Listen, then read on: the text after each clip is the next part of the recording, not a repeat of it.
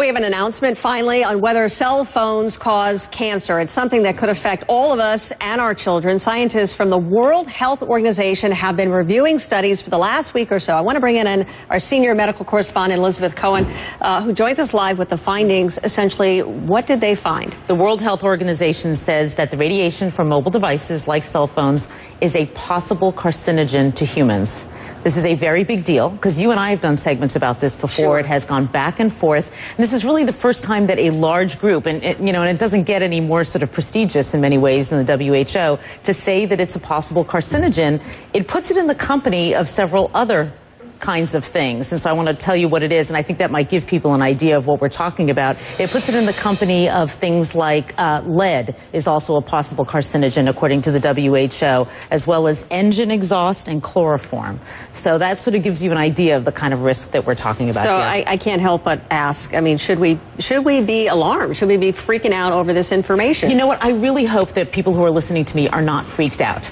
For two reasons. One, they won't do the right thing, and we'll talk about what the right thing is in a minute. And two, they'll panic, and that's kind of silly because all these years we've been on cell phones and holding them to our heads, which is exactly what we're talking about as being bad. That's done. You can't do anything about that. And if you're on the phone right now, you don't need to drop it. You know, it's not that kind of a carcinogen. It's a kind of a carcinogen, or allegedly, possibly, that would build up over time. One phone call, doctors tell me, is not going to give you cancer. So what should we be doing? With this new information, what on earth should we be doing now? We are so lucky that there is something that we can do, because a lot of medical problems we can't, but we're lucky that there is something, and I am holding it in my hands right now.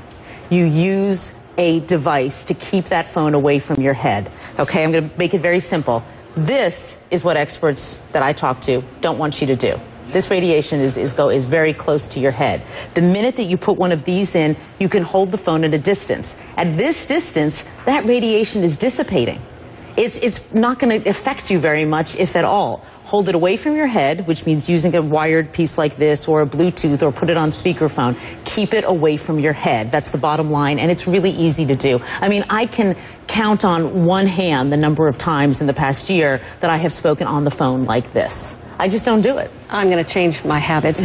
Do you have any idea, or did WHO say anything about whether or not it can be on your body, on your person, in a pocket, in a holster, or anything like that? Did they weigh in at all? WHO really focused on gliomas, which are brain tumors, because that's what a lot of the studies have been on. But Suzanne, I've certainly spoken to experts who say that they themselves do not carry it on their bodies, that they figure why take that risk if there is a risk, and so they will carry their phones in their purses or in a briefcase. You know, they'll try to keep it a bit of a distance away from their bodies, but the jury is still out on that. And what do you think cell phone companies are going to do? How do they respond to this? Is there a way that they can manufacture a safer phone, or?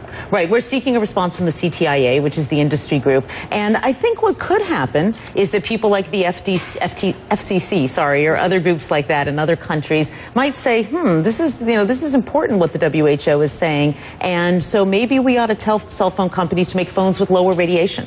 You know, that's a possibility. They may say, tell cell phone companies, go back to the drawing board, come up with a phone that emits less radiation. So bottom line, for those who are watching and who've wondered about whether or not this causes cancer, right, it's all about keeping it away from your head. Right. The WHO says possibly. So experts I've talked to say, why in the world would you take the risk? Keep it away from your head by using some kind of an earpiece. All right, Elizabeth, thank you so much. Thanks. It's something a lot of people have been asking and wondering, and clearly we have something that is rather conclusive from a very prestigious organization. It is a big deal. It is. It is.